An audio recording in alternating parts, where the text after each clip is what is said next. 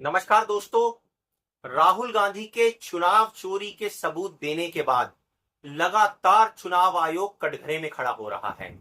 एक तरफ तो हिम्मत जुटाकर जहां वो राहुल गांधी को शपथ पत्र दाखिल करने के लिए कह रहा है और साथ ही साथ देश से माफी मांगने के लिए कह रहा है, वहीं दूसरी तरफ चुनाव आयोग का बचाव करते हुए भारतीय जनता पार्टी ये कहने पर उतारू है कि भैया इन्हीं जैसी कमियों को हटाने के लिए तो एसआईआर प्रोग्राम बिहार में किया जा रहा है। अरे भैया, एसआईआर प्रोग्राम अगर किया जा रहा है तो इसका मतलब गड़बड़ियां थी ना, ये तो चुनाव आयोग को स्वीकार करना पड़ेगा। कहने का मतलब ये है, कान घुमाकर ही सही, लेकिन भारतीय जनता पार्टी और चुनाव आयोग ये मान रहे हैं एसआईआर प्रोग्राम की बात करते हुए कि जो वोटर लिस्ट दिखाई गई या जो वोटर लिस्ट पर इससे पहले लोकसभा के चुनाव हुए और कई विधानसभा के चुनाव हुए, उनमें गड़बड़ियां होने की संभावना है।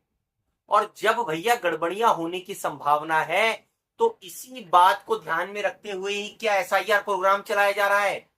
सवाल दोस्तों बहुत बड़ा खड़ा होता है कि ये जो एसआईआर प्रोग्राम है, कहीं ये जो पुराने पाप कर कर चुनाव में चोरी हुई, वोट चोरी हुई, सरकारें बनाई गई, उन पापों को धोने का जरिया तो एसआईआर को नहीं बनाया जा रहा कि आगे भविष्य में जाकर कहीं इन चीजों के सबूत रह जाएंगे तो फिर सजा भी होगी जिम्मेदार लोगों को। उन सबूतों को मिटाने का कहीं कार्यक्रम तो नहीं बन गया है एसआईआर, क्योंकि एसआईआर के नाम पर बहुत बड़ी संख्या में वोटों को हटाने की प्रक्रिया भी है, वोट जोड़ने की प्रक्रिया भी है, और उनके जाकर आप गहन पुनर्निरीक्षण कर रहे हैं। हालांकि इस प्रक्रिया के ऊपर भी सवाल उठ रहे हैं, कैसे जबरदस्त तरीके से फॉर्म भरे जा रहे हैं बीएलओ के द्वारा, लोगों के घर पर जाकर जो है वो इंफॉर्मेशन तक नहीं जुटाई जा रही है। कई तरह की त्रुटियां इसके अंदर यूट्यूबर द्वारा, मीडिया द्वारा निकाली जा रही है। लेकिन चुनाव आयोग की हिम्मत की दाद देनी पड़ेगी दोस्तों। अभी सोशल मीडिया में यह भी खबर आ रही है कि चुनाव आयोग ने जो 65 लाख लोग बिहार के वोटर लिस्ट से बाहर किए हैं, उनका डाटा सुप्रीम कोर्ट में देने से मना कर दिया है कि इनको सार्वजनिक नहीं करा जा सकता है। अब देखिए, अरे भैया, इन बेचारों जिनका नाम तुमने निकाल दिया है, हटा दिया है, उनका डिटेल देने में आखिर क्या आपत्ति है?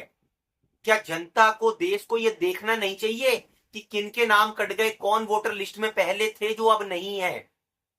उसके साथ साथ दोस्तों, राहुल गांधी के वोट चोरी के सबूत दिखाने के साथ ही जो वेबसाइट थी वहां से ऐसा बताया जाता है कि जो डिजिटल एक तरह से फॉर्म हुआ करती थी जिसमें आसानी से डाटा की जांच कर ली जाती थी, उसको हटाकर स्कैनर कॉपी लगा दी गई है, जिसका आप साइज देख लीजिए। ऐसा बताया जा रहा है कि 5 गुना ज्यादा है, रेजोल्यूशन भी कम है, तो उसमें पड़ताल करने में भी दिक्कत हो। कहने का मतलब यह है, डरा हुआ चुनाव आयोग तरह तरह के हथकंडे अपनाकर अपना बचाव करने की कोशिश कर रहा है। लेकिन बात यह आती है, आखिर इतनी ताकत चुनाव आयोग को मिल कहां से रही है कि जनता के गुस्से के बावजूद, विपक्ष की पार्टियों के गुस्से के बावजूद वो लगातार अकड़ भी दिखा रहा है, चोरी भी कर रहा है और अकड़ भी दिखा रहा है। ये ताकत उसको मिल रही है कहीं पीछे से।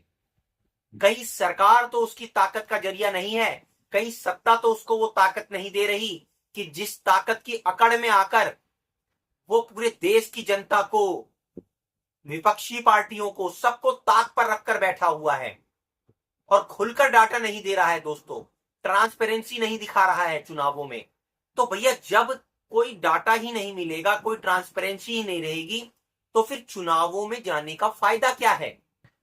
वोट जो अपना लोग देकर आते हैं कीमती, वो किस विश्वास के ऊपर देके आते हैं कि भैया चुनाव आयोग निष्पक्ष है?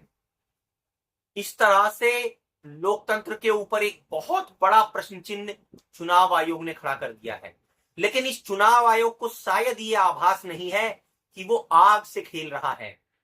दोस्तों, जनता ही जनार्दन होती है, और जब जनता की नजरों में कोई भी राजा, कोई सरकार और कोई संस्था गिर जाती है तो धीरे धीरे एक चिंगारी भी, आप याद रखिए दोस्तों, पूरा जंगल जलाने की काबिलियत रखती है। आखिर चुनाव आयोग क्या चाहता है कि वो चिंगारी आग में बदल जाए। अगर निष्पक्ष पारदर्शी प्रक्रिया नहीं है, अगर राहुल गांधी के जो भी आरोप हैं, जो सबूत हैं, उन पर चुनाव आयोग सामने आकर जवाब नहीं देगा, तो दोस्तों ये सवाल खड़े होते रहेंगे, जनता का गुस्सा बढ़ता रहेगा। बस देखना यह है कि कब ये गुस्सा फूट कर बाहर निकलता है। दोस्तों इस मुद्दे पर आप अपनी राय जरूर रखिए और हमारे वीडियो को लाइक और सब्सक्राइब जरूर कीजिए। धन्यवाद।